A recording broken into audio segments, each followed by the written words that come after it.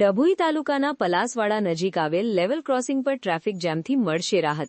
Railway દ્વારા સુધારણા કાર્ય પ્રગતિ પર. પશ્ચિમ રેલવેના વડોદરા મંડળ પર પ્રદીપનગરથી એકતાનગર ખંડમાં સંરક્ષા વધારવા તથા ટ્રેનોની ગતિમાં વધારો કરવાના ઉદ્દેશ્યથી અનેક મહત્વપૂર્ણ કાર્યો પ્રગતિ પર છે.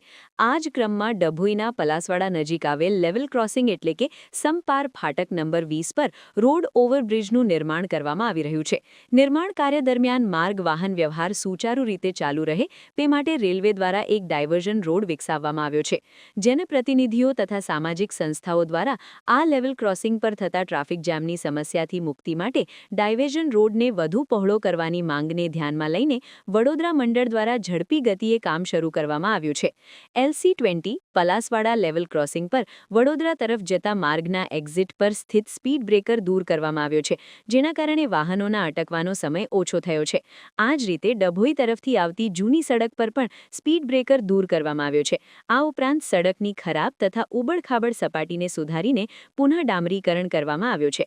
ડભોઈ પલાસવાડા લેવલ ક્રોસિંગ પર અગાઉ લિફ્ટિંગ બેરિયરની લંબાઈ માત્ર 6.50 મીટર હતી, જેને હવે વડોદરા મંડળના એન્જિનિયરિંગ વિભાગ તથા ગુજરાત રાજ્ય સરકારના માર્ગ અને મકાન વિભાગ દ્વારા સંયુક્ત સ્થળ નિરીક્ષણ બાદ વધારીને 8.20 મીટર કરવામાં આવી છે. પરિણામે હવે ડભોઈ તથા વડોદરા બંને દિશાઓથી આવતા વાહનો માટે અલગ-અલગ આશરે 8.00 મીટર પહોળો માર્ગ ઉપલબ્ધ થશે, જેના કારણે વાહન વ્યવહારના પ્રવાહમાં નોંધપાત્ર સુધારો થશે. ગુજરાત રાજ્ય સરકારના વિભાગ દ્વારા અપ્રોચ રોડને વધુ પહોળો કરવાનું કાર્ય પણ પ્રગતિ પર છે. પહોળાઈનું કાર્ય પૂર્ણ થયા બાદ રેલવે દ્વારા સડકના કિનારે 100 મીટર તથા 200 મીટરના અંતરે લેવલ ક્રોસિંગ સૂચક બોર્ડ સ્થાપિત કરવામાં આવશે, જેનું નિર્માણ કાર્ય અગાઉથી જ પૂર્ણ કરી લેવામાં આવ્યું છે.